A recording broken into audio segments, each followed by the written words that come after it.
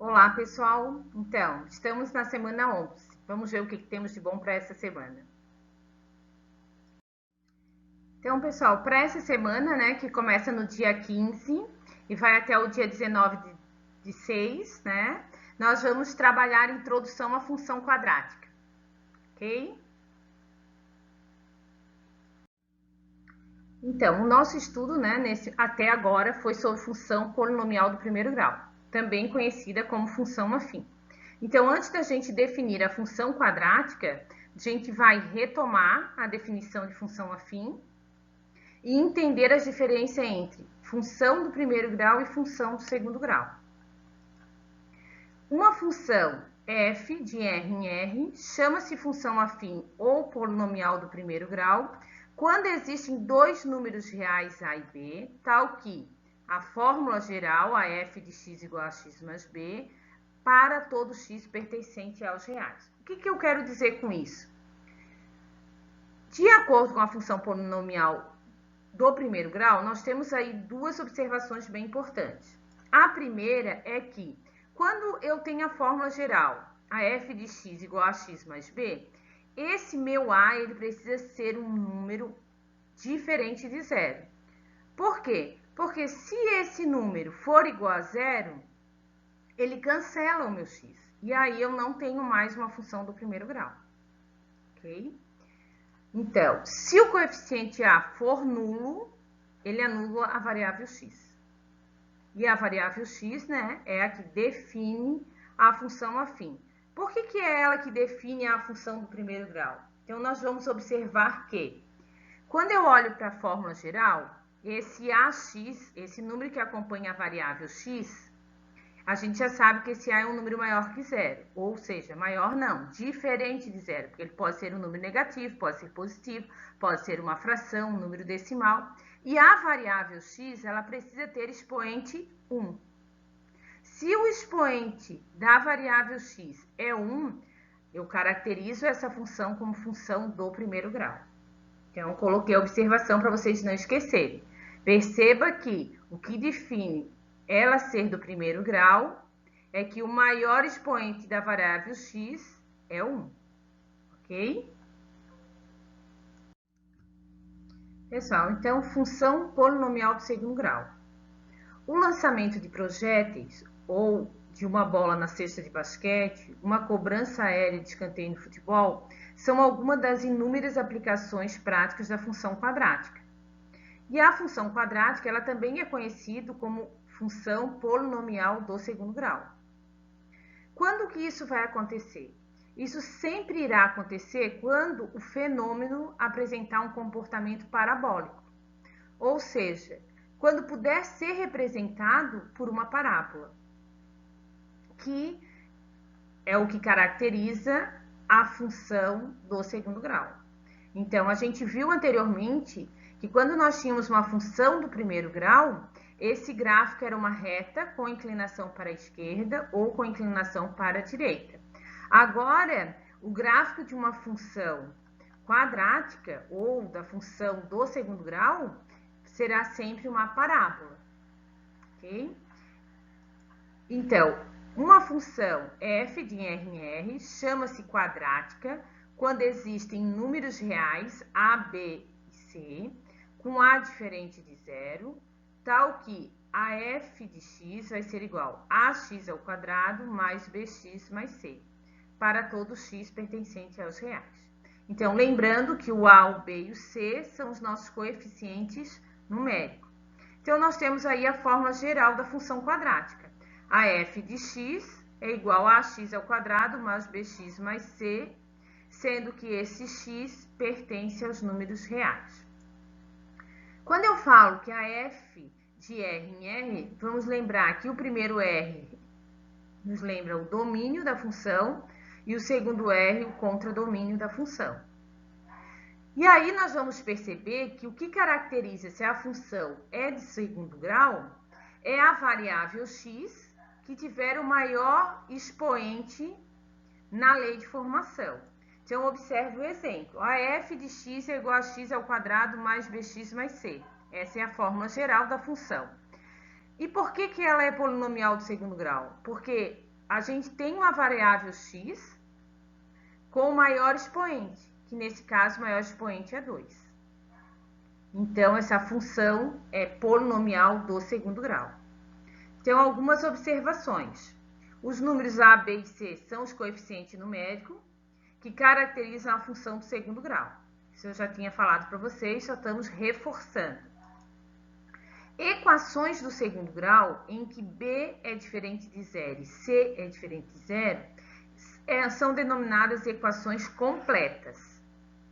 E as equações em que o b é igual a zero ou o c é igual a zero são denominadas incompletas. Aí vocês vão perguntar, professora, qual é a diferença entre função do segundo grau e equação do segundo grau?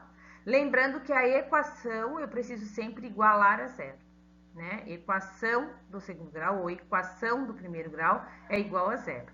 E função, não, é f de x igual a x ao quadrado mais bx mais c.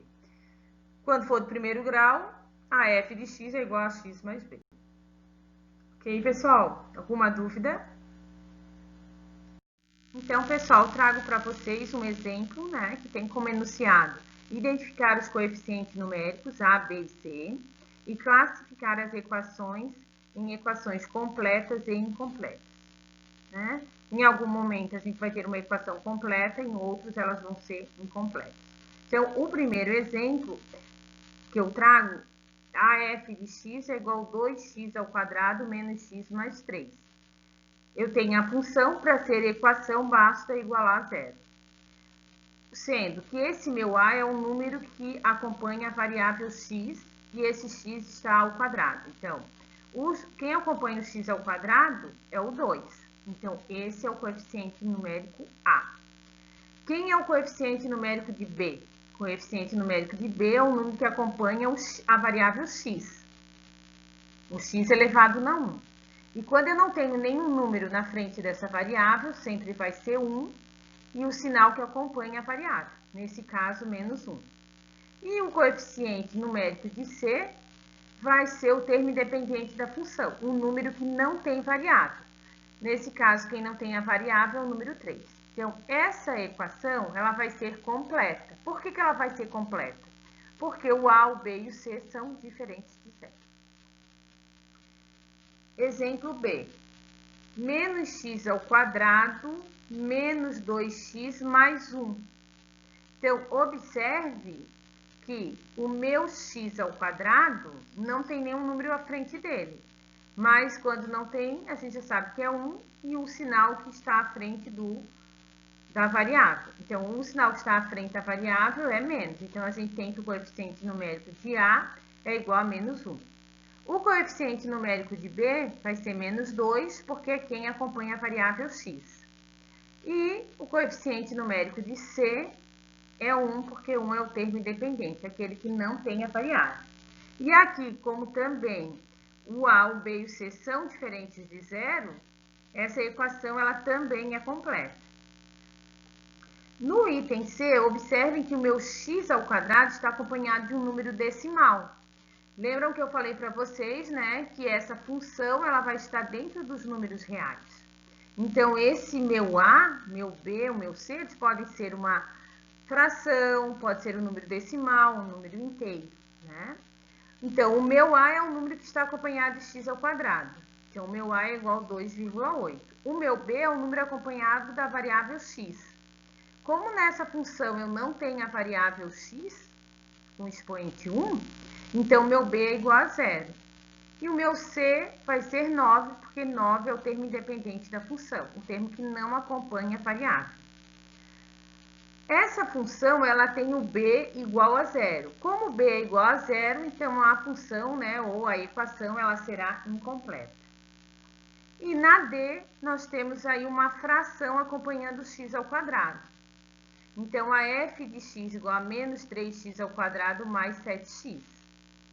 Então, o meu A, menos 3 quartos, que é o número, né, o coeficiente que acompanha o x ao quadrado.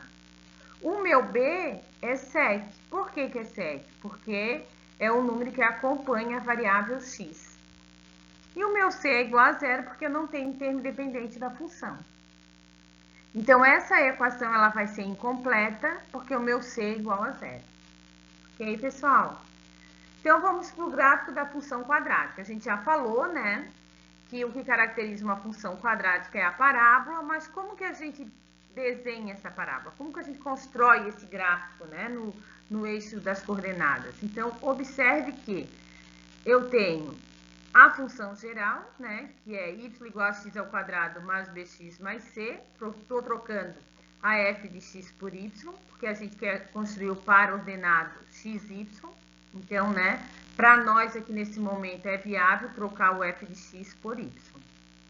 Que vai de R em R, onde o domínio é os reais e o contradomínio também é os reais. E é uma curva denominada parábola. Então, a gente vai ter aí uma parábola com concavidade para cima e uma concavidade e uma outra para baixo. Como que eu vou saber diferenciar quando que a minha parábola tem concavidade para cima e quando que a minha parábola tem concavidade para baixo? Eu vou olhar para a lei de formação da função dada e para o coeficiente A. Se esse coeficiente A for um número maior que zero, a gente vai ter uma parábola com concavidade voltada para cima. Agora, se o meu coeficiente A é igual a um número menor do que zero, então a concavidade do nosso gráfico será para baixo. A nossa parábola terá concavidade para baixo. Então, eu trouxe aí duas figuras aí para ilustrar isso que eu estou falando. Ok? Pessoal, então nós vamos fazer a construção, né, do gráfico da função quadrática. Então, nós temos uma lei de formação, a f de x é igual a x ao quadrado menos 1. Nesse enunciado, nós vamos ter valores para a variável x. Esses valores estão dados no enunciado, a gente vai ter aí o conjunto menos 2, menos 1, 0, 1 e 2. E a partir disso, né, nós vamos substituir na função dada. Ao substituir na função, nós vamos encontrar os valores de y, formando assim os pares ordenados x e y para marcar no gráfico. Então, na tabela, observem que na primeira coluna nós vamos ter os valores para x, menos 2, menos 1, 0, 1 e 2. A nossa lei de formação, a nossa função dada no enunciado, f de x igual a x ao quadrado menos 1. E o meu x foi substituído, cada um deles, pelos valores dados a x, que é da primeira coluna. E nós vamos encontrar, depois de resolver esse cálculo, os valores de y. Então, nós formaremos os pares ordenados x e y. Então, observe que aqui no gráfico, nós temos, quando o meu x é menos 1, então nós vamos olhar para o eixo da abscissa primeiro. Quando o meu x é menos 1, eu vou encontrar como resultado desse cálculo y igual a 0. E aí, a gente formou o par ordenado menos 1 e 0. Esse par ordenado vai ter o ponto sobre o eixo da abscissa. Depois, a gente substitui o x por menos 2. Ao substituir o x por menos 2 e resolver o cálculo matemático, a gente vai chegar no resultado igual a 3. Então, a gente formou o par ordenado menos 2 e 3. Então, o nosso ponto ficará lá no encontro, né, do par ordenado menos 2 e 3. Em seguida, a gente substitui o x por 0. E aí, ao substituir x por 0, a gente encontra o y menos 1. E esse ponto vai ser marcado sobre o eixo da ordenada. Porque quando o x é 0 e o y é um número diferente de 0, esse ponto sempre será marcado sobre o eixo da ordenada. Quando o x é 1, o y também será 0. Então, esse ponto também será marcado sobre o eixo da abscissa. E quando nós substituirmos x por 2, o nosso y é 3. Então, nós temos o par ordenado 2 e 3. Observe que aqui no gráfico nós temos outros pontos marcados. Então, a gente colocou 5 valores para x, mas a gente poderia ter colocado 10 valores para x, 100 valores para x, 1000 valores para x. E aí a nossa parábola ia criando forma, né? Ia ficando maior. Então, nós temos aí uma observação, Perceba que além dos pares ordenados x, y da tabela acima, que é a tabela que a gente acabou de ver, foram colocados mais alguns pares ordenados no gráfico, apenas para melhorar a visualização. Então, né, como nós colocamos só 5, a gente poderia ter colocado 7, 10. Então, quantos mais pontos eu coloco nesse gráfico, essa parábola vai tendo uma melhor forma no gráfico. Ok? Alguma dúvida, pessoal? Então, pessoal, o que vocês estão achando? Tá muito difícil? Ficou mais interessante? Não ficou mais interessante? Ficou, né? Então, à medida então que a gente escolhe mais uma série de valores para x e calcularmos os respectivos valores, nós vamos determinar outros valores para y. Então, a gente vai ter aí infinitos pontos nessa curva, que darão forma para o gráfico da função f de x igual a x ao quadrado menos 1. Mas, para preencher todos esses pontos, né, ou preencher todos os pontos dessa curva, é impossível. Né? A gente poderia escolher aí 10 valores para x, mais 10 valores para x, ou mais 20, ou mais 100 valores para x. Encontraríamos outros pontos, mas ainda não encontraríamos todos. Né? Por isso, a ideia é ligar todos os pontos que já encontramos, formando a curva apresentada na imagem acima. E se vocês observarem, né, na imagem acima, e a gente olhar para a nossa lei de formação, o nosso A era um A maior que zero. Portanto, a concavidade do nosso gráfico foi voltada para cima. Agora, nós vamos ver aí um outro exemplo. Agora, a lei de formação dessa função é menos x ao quadrado mais 10x menos 14.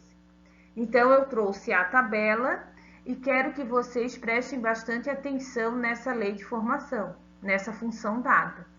Então, eu coloquei a coluna valores para x, x valendo 2, 3, 4, 5, 6, 7, 8. E a nossa função, ela é y igual a menos x ao quadrado mais 10x menos 14. Então, gente, aquele menos da função, ele continua, e o meu x eu vou substituir por 2, vou elevar ao quadrado, mais 10 vezes 2. Então, lembre que o número junto com a letra, quando não aparece sinal, é uma multiplicação. Então, nós vamos ter menos 4 mais 20 menos 14. Então, a gente vai ter 20 menos 18, que vai ser igual a 2. Então, prestem bastante atenção nesse sinal, né? Para não errar a função. Ou não errar os pares ordenados. Porque se eu erro um par ordenado, eu já não consigo construir o gráfico. Então, a gente tem o gráfico da função. Então, observe que quando meu x é 2, eu consigo substituir o x por 2 na função dada e encontro o y valendo 2. Então, formei o par ordenado 2 e 2. Depois, a gente substituiu o x por 3. Substituí na lei de formação e encontrei como resultado y igual a 7. Então, nós formamos aí o par ordenado 3 e 7. Depois, nós substituímos x por 4, resolvemos o cálculo e encontramos y valendo 10. Então, temos o par ordenado 4 e 10. Depois, substituímos o x por 5 e encontramos como resultado y valendo 11. Então, formamos o par ordenado 5 e 11. Depois, substituímos o x por 7. Resolvemos o cálculo e encontramos y valendo 7. Então, formamos o par ordenado 7, 7. E, por último, construímos, né, na função o valor para x igual a 8, né, colocando no lugar do x o 8. Resolvemos o cálculo e chegamos no resultado y igual a 2. Então, formamos o par ordenado 8 e 2. Observem também, gente, que a parábola, ela tem o quê? O A é menor do que zero. Como o A é menor do que zero, a concavidade desse gráfico, ou a concavidade dessa parábola, vai ser para baixo. Né? Então, A menor que zero, concavidade da parábola voltada para baixo. Ok? Espero que vocês tenham entendido. Então, pessoal, trouxe para vocês aí 2 exercícios de fixação. Então, 2 exercícios bem tranquilos. O primeiro, vocês vão classificar se uma função é do primeiro grau ou a função é do segundo grau. Lembrando que a função, para ela ser do primeiro grau, o expoente da variável precisa ser 1. E para a função do segundo grau, o valor da maior variável, né, o valor, ou seja, o expoente, né, da variável, o maior expoente tem que ser 2. Né? Se fosse de terceiro grau, o expoente deveria ser 3 e assim por diante. E na questão número 2, vocês vão determinar para cada uma das funções o coeficiente A, coeficiente B e o coeficiente C. E ainda vão escrever se a função ela é completa ou incompleta. Lembrando que, para uma função ser completa, o B tem que ser diferente de 0 e o C diferente de 0. Porque a gente já concluiu que o A ele sempre será diferente de 0. Não importando se a função seja completa ou incompleta. E uma função será incompleta quando o B for igual a 0 ou o C for igual a 0. Então, eu posso ter o B igual a 0 e o C igual a 0, como eu só posso ter o B igual a 0. Ou eu posso ter só o C igual a 0. Ok? Pessoal, então, para a semana 11, é muito importante que vocês retomem os conceitos, né, abordados sobre função do primeiro grau, que a gente apresentou nesse material. A função também do segundo grau, esse material deve estar no caderno de vocês devem registrar no caderno, fazer os exercícios, anotarem as dúvidas e procurar por mim e pelo professor Leôncio. Nós estamos aí esperando, ansiosos pelas devolutivas de vocês. Pessoal, quem ainda não entregou as suas atividades, não esqueçam que vocês precisam entregar todas. Quem ainda não entregou a 1, mande a 1. Quem já mandou umas 4, mas falta, sei lá, a 5, a 2, não tem problema. Mandem todas as atividades. Para que eu e o professor Leôncio possamos fazer aí os pareceres mais fiéis possível com aquilo que vocês conseguiram, né, entender ou se apropriar de conhecimento durante essa pandemia. Ok, pessoal?